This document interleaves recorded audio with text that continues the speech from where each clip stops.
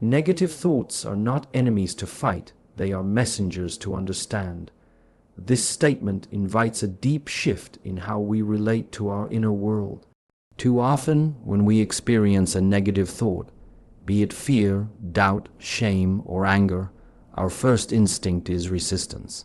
We label the thought as bad, dangerous, or wrong. We try to suppress it, argue with it, or drown it out with distractions.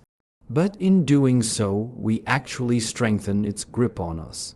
Like trying to push a beach ball underwater, the more force we use to deny a thought, the more power it gains to return, often with greater force. What we resist persists, and what we try to run from only grows larger in the shadows of our unconscious. But what if these thoughts were not invaders but messengers? What if they were carrying information not about who we are, but about where we are?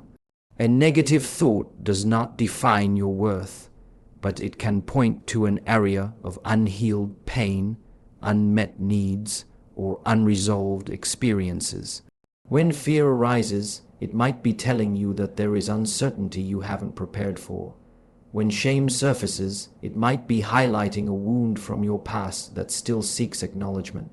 When anger appears, perhaps it signals a boundary that has been crossed or a truth that you are suppressing. None of these emotions are wrong in themselves. They become harmful only when we either identify with them completely or suppress them entirely. To understand a negative thought is to first stop and listen. It requires stillness. It requires honesty. Most people do not want to sit with their discomfort. They prefer to keep moving, to stay busy, to numb themselves through stimulation or consumption. But those who seek real peace, the kind of peace that doesn't depend on circumstances, must walk a different path. They must pause and observe. They must learn to ask questions. Why is this thought here? What emotion does it carry? Where in my body do I feel it? What is it asking me to see? This does not mean that every thought speaks the truth. Often, negative thoughts are distorted, rooted in fear, based beliefs formed long ago. But even in their distortion, they hold clues. A thought saying, "I'm not good enough," may not be factual, but it tells you something about how you see yourself. It shows you an internal narrative shaped by experiences, upbringing, and culture. By observing it, not with judgment but with curiosity, you begin to see the inner architecture of your mind. You begin to see the stories you tell yourself, and you gain the power to question them, to rewrite them, to heal them. This is not a quick process. It is not about thinking positively to cancel out the negative. It is about understanding fully. When a messenger knocks on your door, you do not slam it shut and pretend no one is there. You open the door.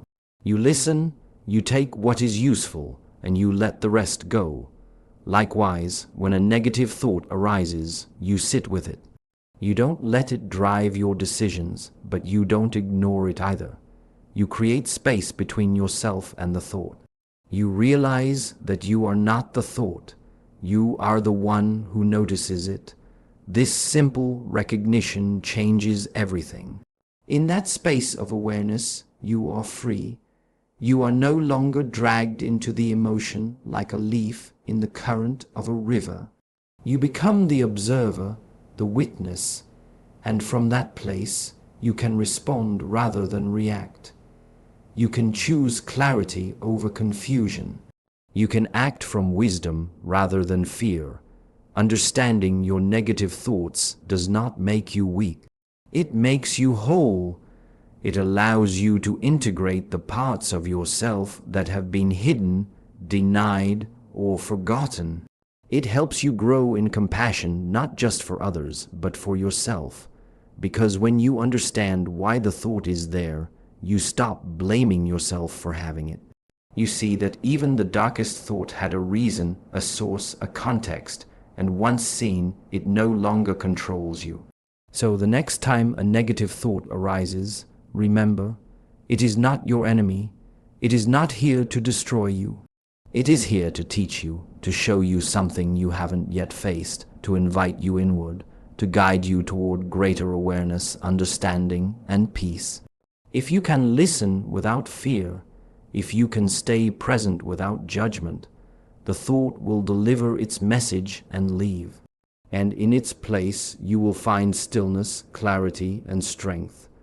When we say, your mind is like water disturbed, it cannot reflect, only when still can it reveal truth, we are pointing to the very heart of mental clarity and emotional mastery.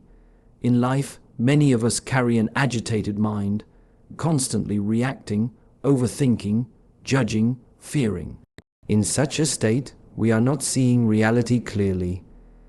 We are not perceiving truth as it is, but rather filtering it through our turbulence, past pain, or internal noise. Just as a disturbed pond cannot mirror the moon, a restless mind cannot reflect the wisdom of the moment. The truth, like the moon, is always there, but it takes a still surface to reveal it. Throughout this reflection, we have explored how negative thoughts are not enemies to destroy, but messengers to understand. These thoughts are not here to define us, but to help us uncover what lies beneath. They carry valuable messages from our subconscious, our history, our unmet need. To learn from them, we must first change how we relate to them, not with fear, not with resistance, but with calm observation. This approach requires stillness, not physical stillness alone, but mental stillness, emotional spaciousness. And here is where the analogy of water becomes essential. Imagine a stormy ocean, chaotic, wild, unclear. You cannot see the bottom. You cannot even see the surface clearly. But when the storm subsides and the water calms, the depth becomes visible.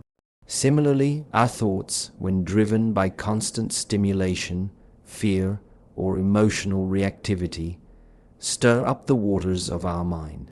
In that stirred-up state, we grasp onto thoughts impulsively, believe everything we think, and become easily overwhelmed. But when we learn to pause, to breathe, to ground ourselves, we allow the waters of the mind to settle. And in that clarity, insights rise naturally. In stillness, understanding unfolds without force. This is the essence of true inner work, not chasing happiness, not suppressing pain, but cultivating the silence from which wisdom emerges. Silence does not mean emptiness, it means presence without distortion. When your mind becomes still, it doesn't become dull, it becomes sharp, clear, aware. You begin to respond to life rather than react. You begin to notice the space between the thought and the thinker. And in that space lies your greatest power, the freedom to choose your inner reality regardless of the outer one. Negative thoughts will come, storms will come. This is the nature of life, but they don't have to consume you. You are not the storm, you are not the wave, you are the vastness beneath it. And when you recognize this, the waves no longer frighten you. They simply move through, and you remain grounded, aware, and clear. So remember, the mind's natural state is not chaos. It is clarity. Your job is not to silence it forcefully, but to create the conditions for stillness through patience, through observation, through daily practice. And once the mind is still, it becomes a mirror that reflects the truth of who you are and the peace that has always been within you.